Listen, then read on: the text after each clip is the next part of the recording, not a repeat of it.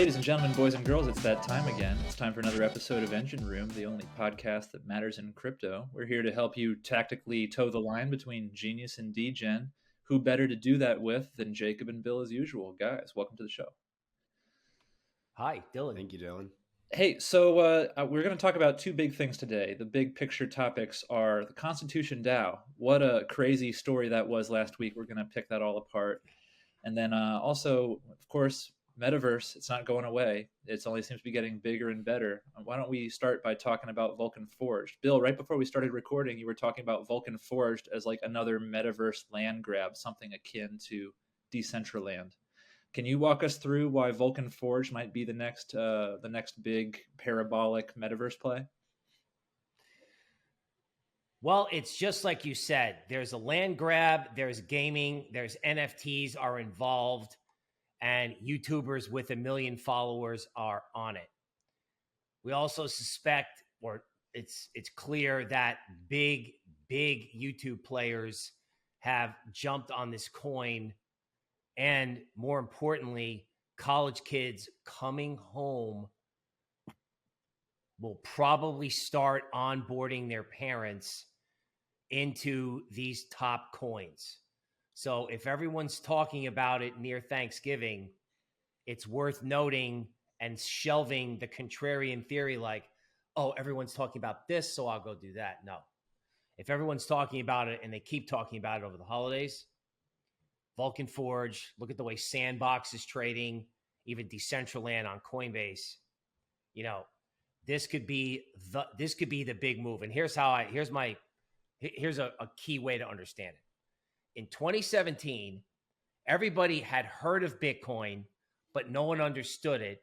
And by the time they understood it, it was at 20K and it was gone.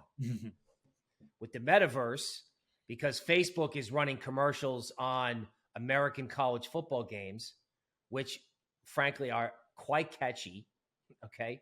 They're not overdoing it, but everyone's heard of the Metaverse. NPR reported on it. People are like, I don't understand it. And people are like, it's like being inside of a video game. And I'm wondering if the Metaverse, by the time people figure out what it is, everybody wearing their VR glasses on Christmas Day, by the time they figure it out, it's going to be gone and a monster parabolic that drives crypto market cap much higher. Yeah. So in all my years of technology watching, I keep arriving at the word inevitable or inevitability. Metaverse stuff seems to have a certain inevitability about it, just like Bitcoin did, just like any like facial recognition technology, for example. If we can invent it, we're going to use it. Whether or not you individually use it doesn't mean there aren't going to be many millions of other people using it and enjoying it. So even if this Metaverse stuff isn't interesting to you, it's very clear to me that it's coming. It's already here in its baby form. You know, this is like we're talking about Bitcoin and crypto being in like the dial-up era. Well, this is pre-dial-up for now, as we can get better graphics cards and more improved computer hardware backing this stuff. It's going to be just like the book/movie Ready Player One, where we live inside a simulation, except we know it's a simulation. Unlike this, which we may or may not know is a simulation. Yeah, there's nothing there's nothing for people to wrap their head around, right? It's not cryptocurrency, proof of work, store of value, digital gold. It's a digital land grab. Yeah. It's real estate. It's location. Yeah. And people already get this idea of video games. Now it's just the idea of your entire body is in the game. And you look around and you're moving around inside of a game versus a controller that's here. The controller is here, and it's your entire body that's involved. So it's exciting stuff. I don't mind. And 12. What's that? No, like 12 months from now, it's, gaming on Sunday and your Monday morning meeting in the Metaverse.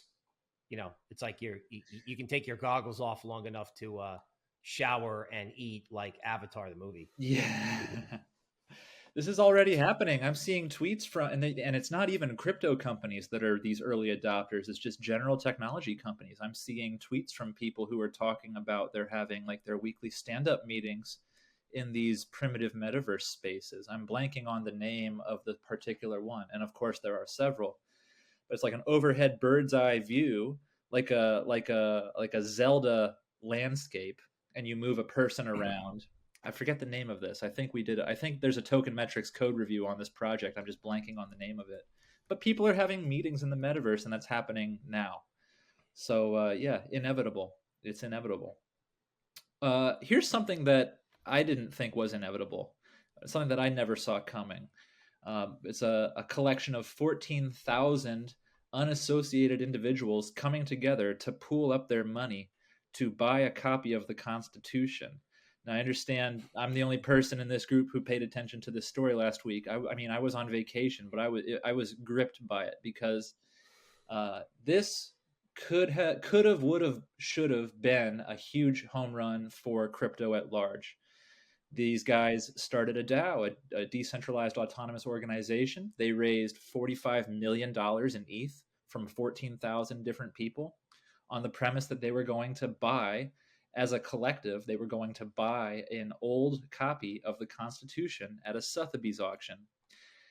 Should have gone off without a hitch. But whoever runs Citadel, the VC fund Citadel, whoever runs that, Ken Griffin. Ken Griffin, the CEO and founder of Ken Citadel. Griffin smelled a little bit of blood in the water and literally didn't want the crypto nerds to win. He's I find it a little self-righteous, to be perfectly honest with you, but he's like, no.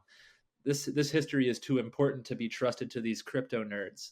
We need old school money people like me to protect the Constitution. So that's ostensibly what he was doing. There was a bunch of confusion on the day of the auction because they had one person representing the DAO entering bids, and then they had another person representing Citadel entering bids. And there was confusion over who was representing who. So I don't want to flame anybody, but CoinDesk blew it. CoinDesk blew it and wrote that ConstitutionDAO had successfully won the auction when they absolutely did not win the auction. Coming from the media world, I can tell you what's very likely happened there is they had written both stories in advance. And as soon as they had, no, for sure. Yeah. And they had written ConstitutionDAO wins and they had written ConstitutionDAO loses, and they published the wrong one. They had bad confirmation, bad data that led them to publish the wrong story. Fat finger. Yeah. It's like a high functioning fat finger. And yeah. So kind of want to call out CoinDesk a little bit there. Anybody who was reading Twitter as judiciously as I was aware of what was going on, but CoinDesk kind of slipped and fell there. But yeah, now we've got Ken Griffin who owns this copy of the Constitution, and from what I understand, he's going to basically donate it to a university, or is it a library in Arkansas? It's going to a public space in Arkansas where people can look at it. And yeah, 45 million and change. The last time this copy of the Constitution changed hands, it was a small six-figure sum. I think it was 108,000, if memory serves. So now we have historical artifacts appreciating on the scale of how different cryptocurrencies appreciate. So I very much enjoyed watching that from the sidelines on vacation. I wonder, Jacob, Bill, what do you guys make of this? This should have been DAO's moment to shine. The idea of a DAO. More people were talking about DAOs last week than ever before, and they fumbled. They fumbled it basically. Kind of makes me think that one of the fatal flaws in this whole premise was that because it was a DAO, Ken Griffin knew exactly how much money they had to throw at the Constitution, and all he had to do was beat them by $1. I don't know. What do you guys make of all this? I generally think it's kind of fun, but I wonder if there are any deeper implications here. I mean, I think first and foremost, I agree, since it was public how much money the DAO had. They had 47 million. Then Ken Griffin could just bid, okay, I'm bidding. He bid 43.2 million and won, even though that's less than 47 million. The DAO said that they didn't have enough time to ensure, store, and transport the document. But I think on the flip side, it just shows how much power thousands of people can have, complete strangers, just by pulling together some ETH.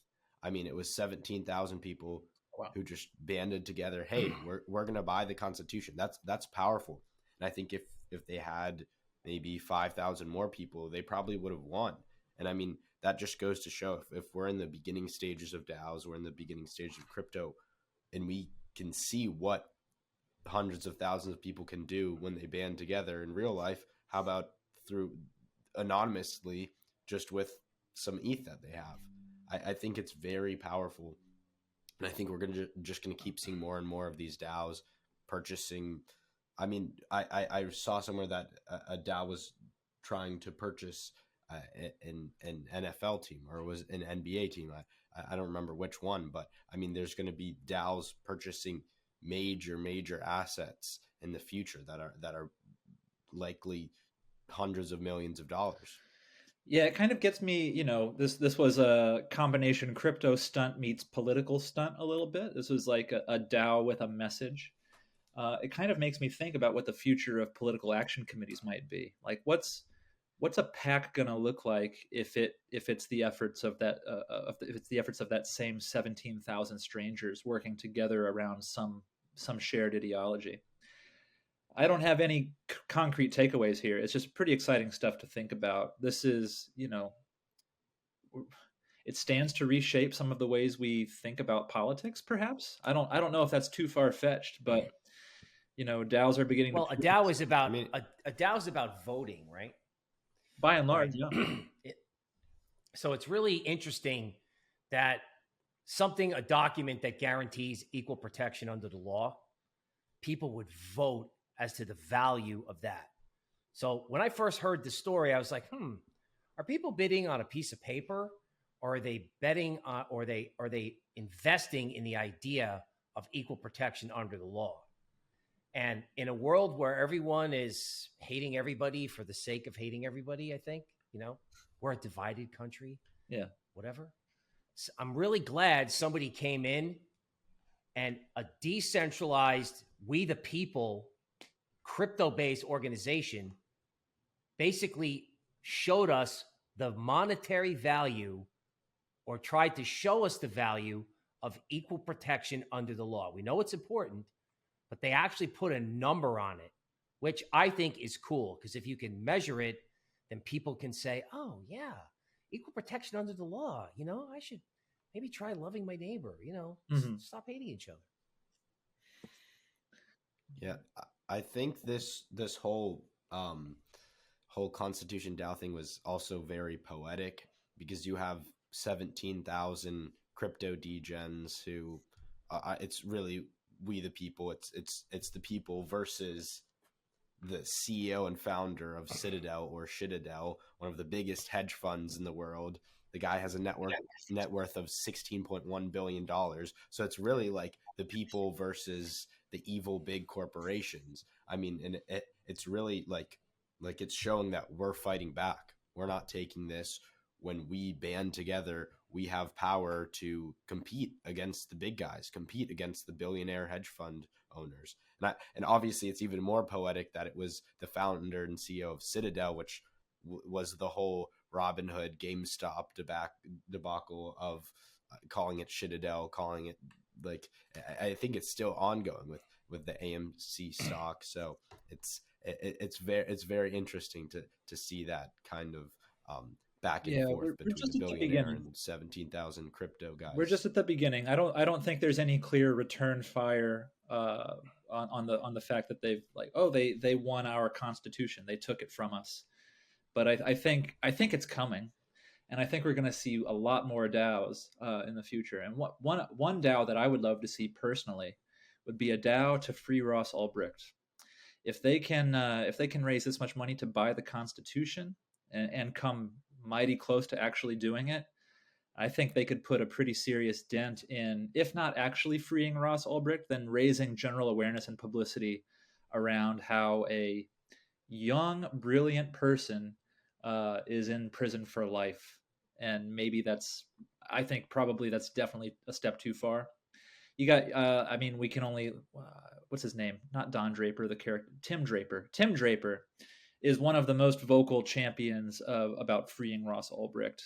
So I feel like I'm in good company to say, hey, what if we can get this much attention around a publicity stunt to buy the Constitution as kind of a stick it to the big guy, the little people have more power, what if we could actually use it to change a very specific individual's life, which is to say, give him his life back? So that's just kind of a fun little pie in the sky thought for this Monday podcast.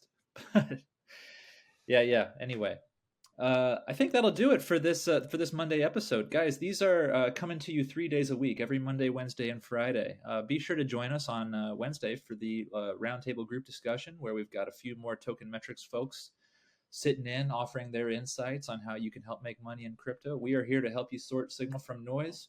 If you listen to us long enough, you're going to make money. I think that's just basically how it's going to work. Be sure to subscribe to Token Metrics on YouTube and give this video a like. We are here for you, and we will see you next time.